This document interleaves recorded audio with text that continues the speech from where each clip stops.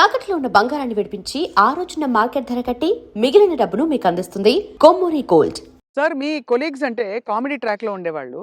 ఎవరు మీకు బాగా దగ్గర? అప్పుడు మీరు తొందరగా పైకొచ్చేసారు కదా! అందరూ బాగానే ఉన్నారండి. అందరితో బాగున్నాను. 'కోటగారి' తోనే కదా స్టార్ట్ అయింది కాంబినేషను ఇది. తమిళ్‌లో 'సెంథిల్ గౌండమణి' అని ఉండేవాళ్ళు. హ్మ్. వాళ్ళ పెయిర్ అక్కడ బాగా ఫేమస్. హ్మ్. తర్వాత పెయిరు మాది తయారైంది 'కోట బాబుమోహన్.' హ్మ్. అన్నీ ఆ సినిమాలు 'మామగారు' అవును. అవును. అవన్నీ. అవును. అవును. అవన్నీ తమిళ్‌లో హిట్లయిన సినిమాలే. వాళ్ళని మేము డామినేట్ చేసి ఎక్కడికెళ్ళిపోయాం మా జంట. వాళ్ళయే చేసేది. వాళ్ళకే డబ్బింగ్ చెప్పేది మళ్ళా. హ్మ్. అట్లా వాళ్ళకంటే బాగా చెప్తుండ్రనేది వచ్చింది మాకు. రైట్. అట్లా 'కోట నేను' కాంబినేషన్ బాగా సక్సెస్ అయినాయి చాలా. 'కోట నేను' 'బ్రహ్మానందం' మా ముగ్గురం ఉంటే కూడా సక్సెస్ అయినాయి. హ్మ్. మళ్ళా 'బ్రహ్మానందం' 'బాబుమోహన్' చాలా సక్సెస్ అయినాయి. ఇప్పుడు 'పెదరాయుడు' ఉంది. హ్మ్. సినిమా అంతా ఒక ఎత్తు, మా కామెడీ ఒక ఎత్తు. నా కొడుకు అవును. 'బ్రహ్మానందం', 'మై సన్' అదిగో మీ పిన్ని అయన్నీ అంటాను. హ్మ్. ఓకే. అట్లా ఆ ట్రాక్ 'పెదరాయుడులో' కూడా బాగా సూపర్ హిట్. అవును. పౌడ 'బ్రహ్మానందం' బాబు. అట్లా ఇంకా చాలా ఉన్నాయి. 'వంశానికొక్కడు', నా కొడుకుగా, మేమిద్దరం ఫ్రెండ్స్‌గా, 'మావి చిగురులేమో' ఫ్రెండ్సు, ఆ భార్యని నేను లవ్ చేయటం. ఈ ట్రాకులన్నీ కూడా బాగా పేలిన ట్రాకులు. అవును. అంటే ఈ జంట సక్సెస్ అయింది. ఆ జంట సక్సెస్ అయింది. మళ్ళా ముగ్గురి జంట సక్సెస్ అయింది. అవును. కరెక్ట్. డిఫరెంట్ డిఫరెంట్ ఫ్లేవర్‌లు వేరు. అంటే అవును. బ్రహ్మానందం గారితోటి ఎలా ఉండేది సార్ మీ అనుబంధం? ఆయన్ని చాలా సార్‌ని ఏదో కత్తి అనేదో అంటారట? ఏది? బ్రహ్మానందం గారిని. ఆ! ఆయన పదునైన కత్తెనో ఇంకేదో అంటారని ఏదో అంటారు. అబ్బే! కాదు. మా భరణి గాడు తనికెళ్ళ భరణి వాని గురించి రాశాడు. అరే! నా గురించి 2 మాటలు నీ కవిత్వంలో చెప్పురా అంటే 2 ముక్కలు రాసి వాని చేతికిచ్చాడు. అంటే ఎక్కడ నొక్కాలో, ఎక్కడ చెక్కాలో తెలిసిన మేధావిరా నువ్వు. అని అంటే ఏ ఎండకు ఆ గొడుగు పడతావు అని ఈ ఈ ఇంకొక 2 మాటలు రాసాడులెండి. అయంటే బ్రహ్మానందం మళ్ళీ గారి ఇప్పుడు గురించా? నేనన్నట్టుగా వాడు చస్తాడిప్పుడు. పురుగుల మందు తాగుతాడు ఆ బ్రహ్మానందం. అయ్యబాబోయ్! అందుకని అనను ఇప్పుడు నేను. బాబోయ్! సార్ అంటే నువ్వు స ఎక్కడ ఎక్కడ నొక్కాలో, ఎక్కడ చెక్కాలో హ్మ్. అని దానికి ఒక పదం ఏదో పెట్టిండండి. అంటే ఏ ఎండకా గొడుగు, ఎక్కడికక్కడ నువ్వు సామాన్యుడు కాదు అన్నట్టు. హ్మ్. దాని మీనింగ్. అవును. ఎక్కడ చెక్కాలో. అంటే ఎక్కడ అంటే మంచిగా పాజిటివ్‌గా చెప్తే ఎక్కడ నెగ్గాలి, ఎక్కడ అంటే అన్నీ తగ్గాలి. అన్నీ ఉన్నాయండి అందుల. అది. పాజిటివ్‌కు పాజిటివ్‌గా ఉంది. లౌక్యానికి లౌక్యం డిప్లొమసీ లౌక్యంగా ఉంటుంది. ఉంది. అవును. వాని వరకు వేషాలు సంపాదించుకోవటానికి గాని, వాడి వరకు సర్వైవ్ అవ్వటానికి గాని, యాడికన్నా పోతాడు, ఏమైనా చేస్తాడు, ఏమైనా పట్టుకుంటాడు హ్మ్. అని కూడా ఉంది. హ్మ్. కానీ మీ ఇద్దరిది మంచి దోస్తీ కదా సార్! మీది బాగా. బ్రహ్మానందం గారిది. ఇక బావ ఒరే! అనుకుంటాం బావ బావ కాబట్టి అదే. నేనేమైనా అనొచ్చు వాడిని, వాడు నన్నేమైనా అనొచ్చు. అంతే గదా! అంతే అదే ఉండాలి కదా సార్ లైఫ్‌లో. వారు కోట యాక్చువల్లీ అవును. కరెక్టే మీరన్నది. కోటగారొచ్చారు పెద్ద మనిషి కాబట్టి అన్నయ్య. అన్నయ్య. నా చాలా పెద్దవారైపోయారు. నేనే అన్న అంటాను. హ్మ్. తమ్ముడంటాడనుకోండి. బ్రహ్మానందం అనడు అన్నయ్యని. ఏంట్రా అంటాడు. ఆహా! ఏయ్! పెద్దోడిని రా అంటమే బేస్ సాలే అని నేననేది. హ్మ్. హ్మ్. అట్లా జాలీ జాలీగా సార్. బాగా. ఆ! మొన్న ఈ మధ్యనే ఫోను చేశాడు. బావా అన్నాడు. ఏంటో బావా ఇంత ప్రేమ ఎటు నుంచొచ్చిందోయ్! ఆహా! ఏదో ఉంది చెప్పు. హ్మ్. ఇట్లా మాట్లాడుకొని ఓ ఒక అరగంట నవ్వుకున్నాం ఇద్దరం. హ్మ్. మా డ్రైవర్ పిచ్చోడైపోయి దేనికి గుద్దుతుందో అనుకున్నా. సార్ నేను బ్రహ్మానందం అభిమానిని అంటుండు. ఒరేయ్ పక్కకు ఆపురా నాయనా అని. అట్లా చాలా జోవియల్‌గా చాలా సరదాగా. మీ ఫీమేల్ కో స్టార్ సార్? ఎవరు మీ ఫేవరెట్ మీతో పాటు? అంటే అప్పట్లో అప్పట్లో ఎవరున్నారండి? ఎవరు లేరు. ఎవరు లేరు. మీ టైమ్‌లో యాక్చువల్లీ ఎక్కువ మంది లేరు. వెంట ఎందుకంటే అంటే బ్రహ్మానందం గారికి కోవై సరళ గారున్నారు. అంతకుముందు ఓ టైమ్‌లో ఆ! శ్రీలక్ష్మి గారు వీళ్ళందరూ ఉండేవారు పాత కామెడియన్స్‌లు. ఏవండీ 'కోవైసరలో' నాతోనే స్టార్టు. అవును. బ్రహ్మానందంతో గాదు. హ్మ్. నాతోనే స్టార్టు చాలా సినిమాలు. ఆ తర్వాత బ్రహ్మానందంతో కొన్ని సినిమాల్లో వేసింది. హ్మ్. కానీ నాతోనే ఎక్కువ సినిమాలు. హ్మ్. మా ఇద్దరికి టగ్ ఆఫ్ వార్ ఉండేది. అవును. 'కోవైసర్లని' హ్మ్.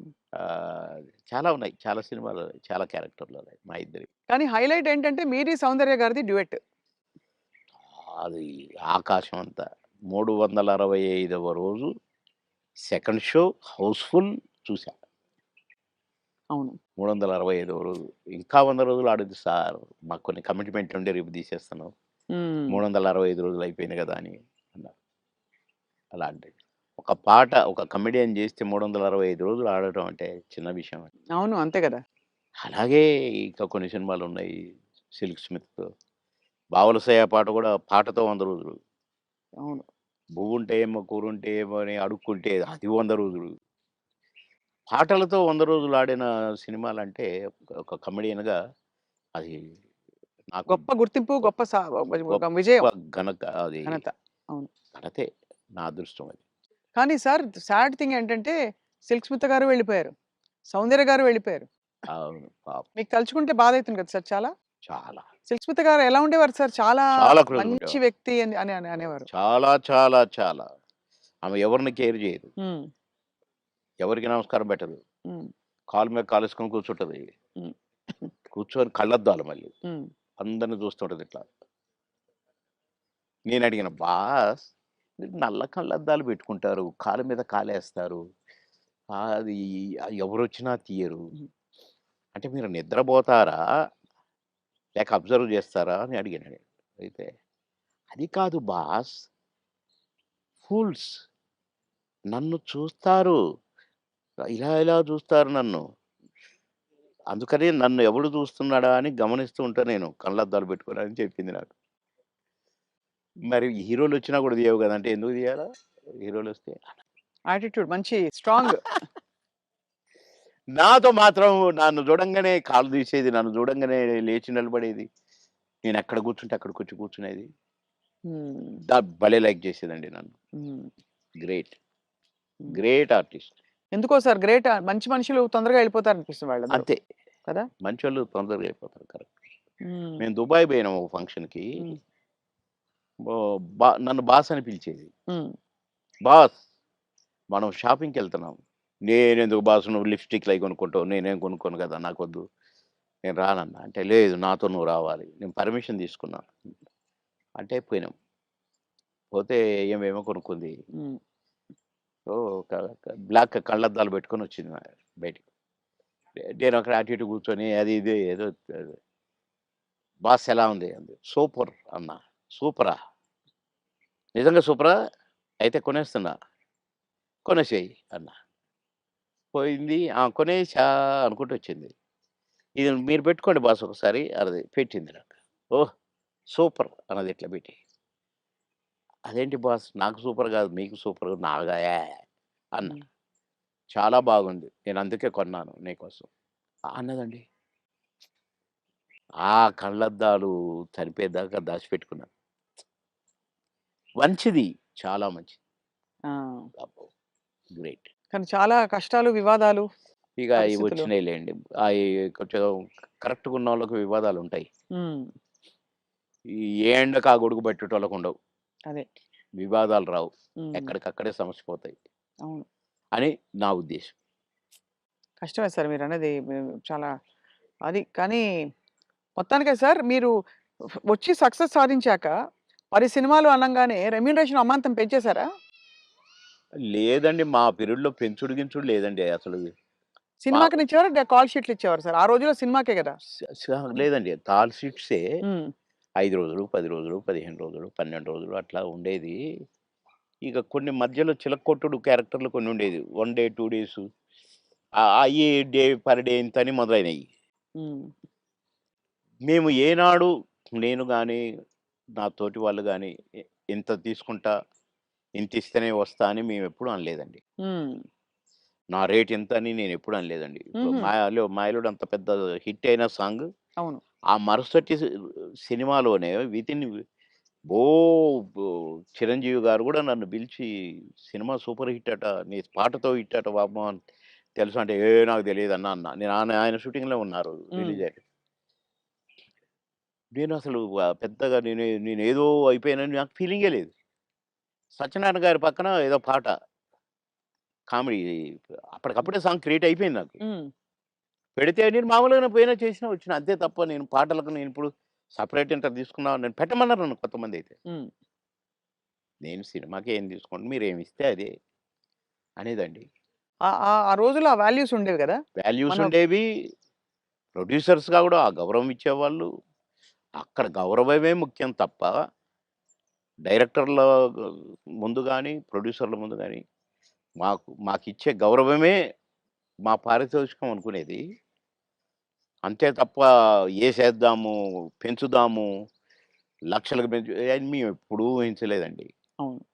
ఏమిస్తే అది తీసుకునేది. కొందరు డబ్బింగ్ జెప్పి బయటకొచ్చినాక, "క్షమించాలి సార్ మీకు బ్యాలెన్స్ ఇవ్వలేకపోతున్నా" అంటే, ఓకే. ఓకే. తర్వాత చూద్దాం అనుకుంటే ఎళ్ళిపోయేది. అంతే. అడిగేది గాదు. ఆ! మాకిచ్చిన చెక్కులు బౌన్స్ అయినయి ఎన్ని, ఏఎన్ నుంచి విజయవాడ, గుంటూరు దాకా కట్టొచ్చు తోరణాలు. ఆహా! అన్ని చెక్కులు బౌన్స్ అయినాయి మాయి. మేమెప్పుడు మీ చెక్ బౌన్స్ అయిందనలే. ఒకతనయితే నిన్ననే డబ్బింగ్ జెప్పించాడు. డబ్బులడిగితే సార్‌ని మా భార్య పుస్తెలతో ఆడబెట్టి, "నేను డబ్బులు తెచ్చి సినిమా కంప్లీట్ చేస్తున్నా సార్, రిలీజ్ చేస్తున్నా సార్. ఏం జేయాలి సార్? బిజినెస్ కాలేదు సార్" అంటే, "ఏయ్! వద్దొద్దు. మీరేం ఫీల్ గాకండి" అని ఎళ్ళిపోయాను నేను. హ్మ్. పొద్దున్నే వచ్చి ఇంట్లో ఉన్నాడట. "మీకోసం ఎవరో వచ్చిండ్రు ఆ రోజు." ఎవరంటే ఎవరో ప్రొడ్యూసర్ అట. "ఏంటండి" అనంటే, "సార్ క్షమించాలి. మీరు నాకు డేట్స్ ఇయ్యాలి సార్." "అదేంటి నిన్ననేగా డబ్బింగ్ అయిపోయింది" అంటే, "ఒక ఆఫర్ వచ్చింది సార్ నాకు. అందుకే మీ డేట్లు కావాలి నాకు. ఆ రోజులు ఇయ్యండి సార్ చాలు. ఇగో అడ్వాన్స్ కవరు."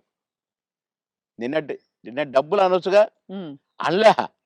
"ఇగోండి సార్ ఈ సినిమా అడ్వాన్స్" అన్నాడు. ఓకే. థాంక్ యూ అన్నా. డోర్ దాకా పోయిండు బయటికొచ్చి. అక్కడ వెనక్కి తిరిగి, "మీరు మహానుభావులు సార్. చల్లగా ఉండాలి. మీరు నిన్నటి డబ్బులు అడుగుతారేమోనని భయంతో వచ్చాను సార్ నేను. అడిగితే ఏదో ఒకటి చెప్పుదాం అనుకున్నా సార్. కానీ అసలు మీరు ఆ టాపికే ఎత్తలేదు.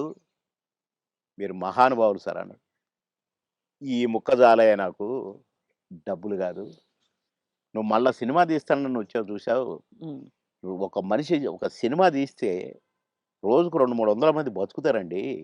అవును. అంతే గదా! ఇప్పుడు ఒక 100, 200 మంది జూనియర్ ఆర్టిస్టులు బతుకుతారు. ఇక్కడ ఈ సినిమాకు సంబంధించిన నటులు, వాళ్ళ అసిస్టెంట్లు, వాళ్ళ మేకప్ మ్యాన్‌లు బతుకుతారు. హ్మ్. డాన్సర్లు, డాన్స్ మాస్టర్‌లు బతుకుతారు. ఫైటర్లు, ఫైట్ మాస్టర్‌లు బతుకుతారు. ఇప్పుడు ప్రొడక్షన్ డిపార్ట్‌మెంటు, అటు డైరెక్షన్ డిపార్ట్‌మెంటు ఇంతమంది 24 క్రాఫ్ట్స్ మీరు అన్నం పెడతారండి నెల, 2 నెలలు. మీలాంటి వాళ్ళు ప్రొడ్యూసర్‌లు అవుతూ ఉండాలి. సినిమాలు తీస్తూనే ఉండాలి. అందుకనే నేను మీరు అడ్వాన్స్ అనంగానే తీసుకున్నాను అన్నా.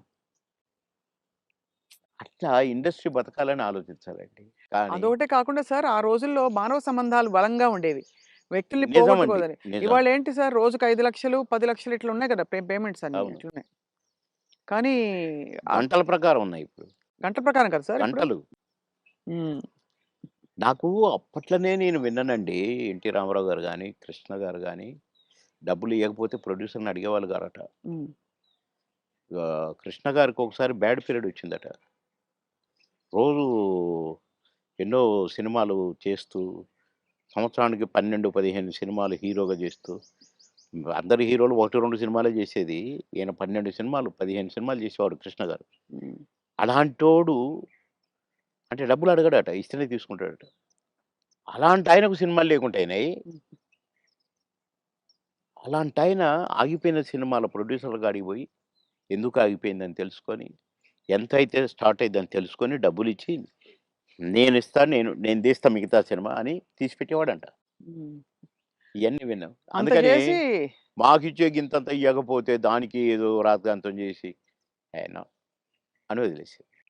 అసలు మీ ప్రయాణంలో మీరు కలిసిన దిగ్గజాలు, ఆ వ్యక్తులు ఇప్పుడు మిస్ అవుతారు కదా సార్ మీరు చాలా. అంటే ఇప్పుడు ఒక్కసారి కళ్ళ ముందు కాలం మారిపోయింది. కనపడట్లే అలాంటోళ్ళు. అదే కాలం మారింది తెలుస్తోంది. అంటే కలికాలం అంటారు గదా! అయ్యయ్యయ్యో! కొట్టొచ్చినట్టు కనపడుతుంది. నన్ను రమాప్రమని నేను అంటే మాతో పాటు కమెడియన్ అనుకోని, "అరేయ్! రమిగా" అని పిలిచేది నేను. "అరేయ్! రమిగా అరేయ్! ఇటు రారా! ఎవడురా నువ్వు" అని పిలిచేది నేను.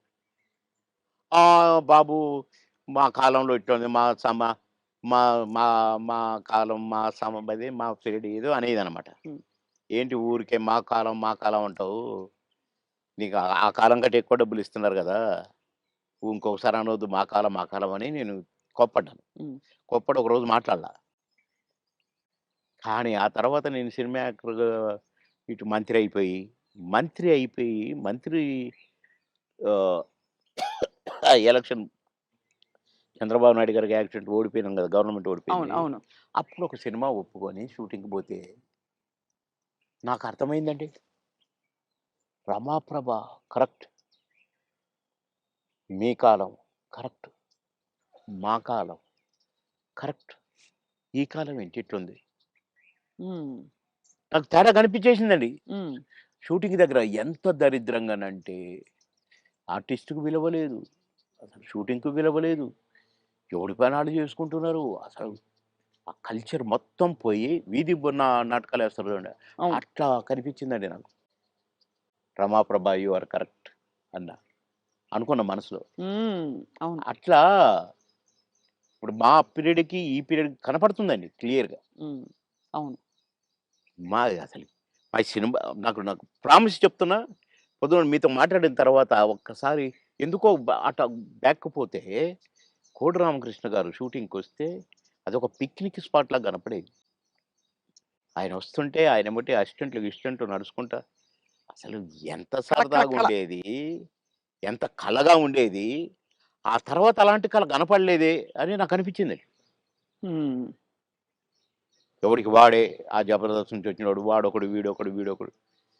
మేము స్టార్స్ అని. కానీ మేమెప్పుడు అనుకోలేదే అవును. స్టార్స్ అని. ఏదో భగవంతుడు అవకాశం ఇచ్చాడు. ఆర్టిస్టులం అనుకునేదే తప్ప. వామ్మో! ఇప్పుడు ఓళ్ళను ఒక్కొక్కళ్ళు మెయింటెనెన్స్ అది కథ, వ్యవహారం. ఇప్పుడేముంది సార్ ఒక టీవీ షోలో కనిపిస్తేనే పెద్ద స్టార్‌లా ఫీల్ ఆ! అయిపోతున్నారు. ఒక 'బిగ్ బాస్'కొస్తే ఎక్కడో వెళ్ళిపోతున్నారు వాళ్ళు. అయిపోతున్నారు. తర్వాత వాళ్ళ ప్రొఫైలే మారిపోతుంది. ప్రొఫైల్ మారిపోతుంది. సరే నవ్వుల పాలవుతున్నారు. అవును. అసలు చూసారా ఆహ్, సార్ నువ్వు 'బిగ్ బాస్' ఎప్పుడైనా? అస్సలు చూడనండి. నేను అగైన్స్ట్ దానికి. హ్మ్.